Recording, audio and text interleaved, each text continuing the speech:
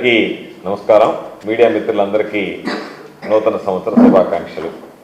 అంటే చంద్రబాబు నాయుడు గారు అధికారంలోకి వచ్చినప్పటి నుంచి దాదాపుగా ఈ 19 నెలల పరిపాలనలో చూస్తే సరే నిద్రలేస్తే రకరకాలైనటువంటి ప్రచార ఆర్భాటం అనేటువంటిది ప్రతి విషయంలో మనం గమనిస్తూనే ఉన్నాం. దానిలో భాగంగా ఈరోజు పెట్టుబడులకు సంబంధించి అనేక రకాలైనటువంటి కట్టుకథలు వినిపించడం నడిపించడం అనేటువంటిది చంద్రబాబుకు మరలా తోడుగా ఆయన కొడుకు లోకేష్కి ఈరోజు అలవాటుగా ఆనవాయితీగా మారిపోయింది.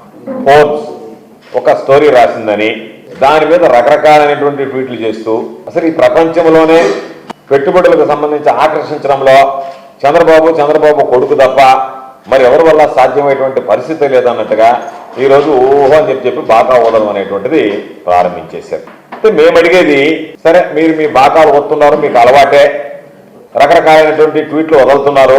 మీరు ఈ ట్వీట్లు ఎక్కడి నుంచి వదులుతున్నారు, అసలు మీరు ఎక్కడున్నారు, మీరు ఎక్కడికి వెళ్ళిపోయారు, ఏ రహస్య ప్రదేశం నుంచి ఈ కథలని నడిపిస్తున్నారు అనేటువంటిది చెప్పమంటే మీరు ఉన్నటువంటి స్థావరం ఎందుకంత రహస్య స్థావరంలో చేరి ఈరోజు వీటికి సంబంధించినటువంటి ట్వీట్ల మీద ట్వీట్లు చేస్తూ అనేక రకాలైనటువంటి కట్టుకథలు వినిపిస్తూ ఈరోజు ఎందుకు ప్రజలకు సంబంధించి డైవర్ట్ చేసేటువంటి ప్రయత్నం చేస్తున్నారు? ఈరోజు అందరికి ఉండేటువంటి ప్రశ్న చంద్రబాబు కొడుకు ఎక్కడికి వెళ్ళాడు, ఏం చేస్తున్నారు అనేటువంటిది ఈరోజు ప్రతి ఒక్కరు కూడా అనేటువంటిది. మీ అనుకూలమైనటువంటి పత్రికల్లో చూస్తే చంద్రబాబు గారు హాలిడేలో ఉన్నా సరే ఆయన రెవెన్యూ పుస్తకాల ముద్రణ గురించి పంపిణీ గురించి అనేక రకాలైనటువంటి సమీక్షలు చేస్తున్నాడు దాని మీద చంద్రబాబు నాయుడు గారు కూడా ట్వీట్ చేశాడు. ఇవన్నీ బాగానే ఉన్నాయి చెప్పడానికి. 6 రోజుల నుంచి లోకేష్ ఎక్కడికి వెళ్ళాడో కనపడటంలే, 4-5 రోజుల నుంచి చంద్రబాబు నాయుడు కూడా అదృశ్యమయ్యాడు. కాబట్టి మీరు ఎక్కడున్నారని చెప్పి రాష్ట్ర ప్రజలు అడుగుతుంటే ప్రశ్నిస్తుంటే మీరు ఎక్కడున్నారో కూడా చెప్పకుండా చెప్పడానికి వీలు లేనటువంటి చెప్పుకోలేనటువంటి ప్రదేశంలో మీరేమన్నా ఉన్నారా?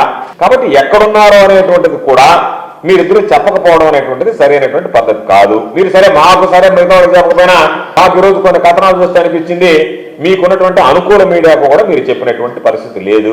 మామూలుగా అయితే చంద్రబాబు లోకేష్ అయితే మేము అడగాం, ఒక ఆయన ముఖ్యమంత్రి, ఒక ఆయన మంత్రి, మీరిద్దరూ ఒక బాధ్యతాయుతమైనటువంటి పదవులు నిర్వహించేటువంటి పరిస్థితుల్లో ప్రజలకు జవాబుదారీతనంగా వ్యవహరించాల్సినటువంటి మీరు ఈరోజు బాధ్యత రాహిత్యంగా రహస్యంగా టూర్లు చేసుకుంటూ ఏ దేశాల్లో ఉన్నారో కూడా కనీసం చెప్పకుండా ప్రజలను డైవర్ట్ చేయడానికి ట్వీట్లు చేయడం అనేటువంటిది ఎటువంటి సాంప్రదాయం, మీరు ఎటువంటి పరిపాలన గురించి ఈరోజు మీరు పరిపాలన గురించి పారదర్శకం గురించి అసలు మాట్లాడే అర్హత హక్కు మీకుందా?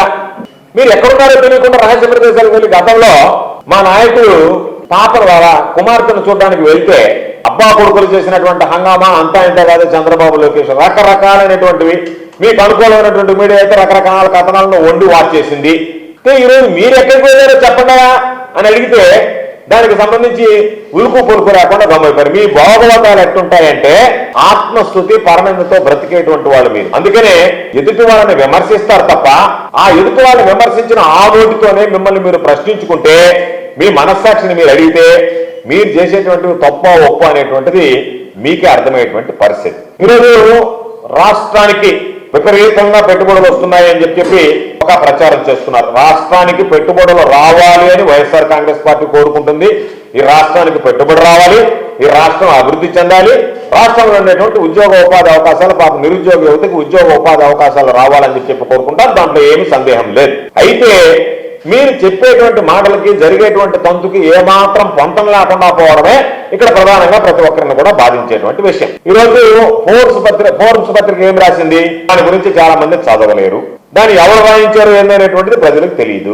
ఆ స్టోరీని పట్టుకుని మీరు నా రకాలుగా ఏదో బ్రహ్మాండంగా ఉన్నట్టుగా ప్రచారం చేసుకుంటున్నారు. ఈరోజు వాస్తవంగా రాసింది ఏంది, రాష్ట్రాలకి పెట్టుబడుల కోసం వచ్చేటువంటి ప్రతిపాదనలలో ఆంధ్ర రాష్ట్రం ముందు ఉంది అని చెప్పి రాసింది. అంటే ప్రతిపాదనలు మాత్రమే, పెట్టుబడులు వచ్చేసాయని కాదు, ప్రాజెక్ట్స్ గ్రౌండ్ అయిపోయాయని కాదు, అవి ఉత్పత్తిని ప్రారంభిస్తున్నాయని కాదు, పెట్టుబడులు పెట్టడానికి రాష్ట్రంలో ఉన్నటువంటి దేశంలో ఉన్నటువంటి రాష్ట్రాల్లో ఆంధ్ర రాష్ట్రానికి ప్రతిపాదనలు ఎక్కువగా వస్తున్నాయని చెప్పి ఆ ప్రతిపాదనల ఆధారంగా చూపించినటువంటి లెక్కలను బట్టి ఈరోజు మీరు ఏదేదో మాట్లాడుతున్నారు. ఎందుకంటే ఇటువంటి లెక్కలు చెప్పడంలో చంద్రబాబు సిద్ధహౌస్లో చంద్రబాబు నాయుడికి ప్రకటన చేయడం, గొప్ప ప్రతిపాదనల గురించి పదే మాట్లాడడం, చివరికి అవి ఎంతవరకు రిలీజ్ అయ్యాయి కార్యరూపం దాల్చాయంటే నమో నారాయణ ఎక్కడ వాటి గురించి మాట్లాడేటువంటి పరిస్థితి లేదు. కాబట్టి ఏ ప్రభుత్వానికైనా ఎప్పుడైనా అవసరం ఏంటంటే ఎన్ని సదస్సులు పెట్టాం, ఎన్ని ఒప్పందాలు చేసుకున్నాం, ఎన్ని షోలు పెట్టాం, ఎంత మేర భూములు సంతర్పణ చేశాం, ఎన్ని ఎంఓలు చేసుకున్నాం, ఎన్ని వేల ఎకరాలు భూములు పంచిపెట్టాం, ఇవి కాదు. ఎన్ని ప్రాజెక్టులు గ్రౌండ్ అయ్యాయి, ఎంతమందికి ఉద్యోగాలు వచ్చింది, ఈ రాష్ట్ర ప్రయోజనాలు ఏ మేర కాపాడగలిగాం, ఇవి ప్రధానమైనటువంటి అంశాలు. దాని మీద ఏ రోజు చంద్రబాబు దృష్టి పెట్టాడు. చంద్రబాబు దృష్టి అంట ప్రతిపాదనలు, కాకి లెక్కలు, కట్టుకథలతో కాలయాపన చేస్తూ ఏదో వచ్చేస్తున్నాయనేటువంటి ఆర్భాటం చేస్తూ నటిస్తూ దానిని ప్రచారం చేస్తూ తాను అనుకున్న మీడియా ద్వారా ప్రచారం చేసుకోవడం తప్ప ఇదిగో వీటికి సంబంధించి ఇంత మేర వాస్తవం కనీసం మీరు చెప్పినటువంటి మాటల్లో 5% కూడా కార్యరూపం దాల్చినటువంటి పరిస్థితులు లేవు. అయినా సరే విచ్చలవిడిగా 2014-19 మధ్య చూసాం, మరలా ఈరోజు ఈ 19 నెలల్లో చూస్తున్నాం. మీ ప్రచారం ఓరు తప్ప ఎక్కడా కూడా వాటికి సంబంధించి వాస్తవ రూపం దాల్చినటువంటి పరిస్థితులు లేదు. కాబట్టి 2014-19 మధ్య చూసాం మీరు ఎంత ఫాస్ట్ గా చంద్రబాబు నాయుడు వీటికి సంబంధించినటువంటి ఈ భాగస్వామ్య సదస్సులు అనేటువంటి నిర్వహిస్తాడో పెట్టుబడులకు సంబంధించి 2014-2019 మధ్య చూస్తే 1761 ఒప్పందాలు, 1761 ఒప్పందాలు, 18,87,000 కోట్ల రూపాయలు పెట్టుబడులు. మీరు చెప్పింది 18.87 లక్షల కోట్ల పెట్టుబడులు. దానికి సంబంధించి మీరు చెప్పినటువంటి లెక్క దాదాపుగా 31 లక్షల మంది, అంటే 30,91,000 మందికి ఉపాధి కల్పిస్తామని చెప్పి ఆ రోజు చెప్పడం జరిగింది. సరే, దాన్ని అడ్డు పెడితే వాటిని రియలైజ్ ఎంత అని చూస్తే కేవలం మీరు చెప్పినటువంటి ఈ 1761 ఒప్పందాల ద్వారా 18,87,000 కోట్ల రూపాయల పెట్టుబడులు, 30,91,000 మందికి ఉద్యోగాలని చెప్తే 10% మాత్రమే కేవలం గ్రౌండ్ అయినాయి. 10% మాత్రమే ఈరోజు రియలైజ్ అయ్యాయి. అంటే 90% రియలైజ్ కాలేదు. రియలైజ్ కాకపోగా మీరు చెప్పినటువంటి కూడా మితిమీరినటువంటి అబద్ధాల వల్ల రియలైజ్ అయ్యేటువంటి పర్సెంటేజ్ పూర్తిగా పడిపోయింది, 10%కి తగ్గిపోయినటువంటిది ఈరోజు మనం చెప్పుకోవాల్సినటువంటి. దాని పక్కన పెడితే ఇండస్ట్రీస్ డిపార్ట్మెంట్, పరిశ్రమల శాఖ స్వయంగా దాదాపుగా 7,68,000 కోట్లకు సంబంధించి 327 ఒప్పందాలు చేసుకునింది ఆ మధ్య కాలంలో. అయితే ఈ 327 ఒప్పందాల్లో కార్యరూపం దాల్చినవి ఎంత అంటే కేవలం 45 ఒప్పందాలు మాత్రమే.